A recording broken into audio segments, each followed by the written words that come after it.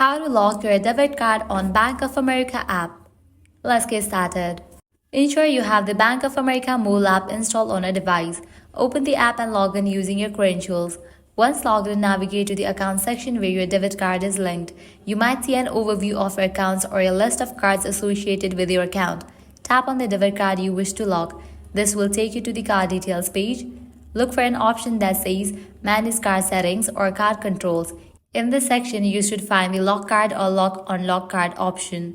Tap the Lock Card option. You might be asked to confirm your action. Confirm that you want to lock your card. After confirming, you should see a message indicating that your card has been successfully locked. Your card will now be temporarily disabled, preventing any unauthorized transactions.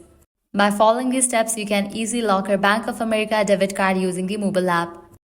Well, that's a wrap for this video. At the end, if you guys find this video helpful, don't forget to like, share and subscribe to our channel. Thanks for watching.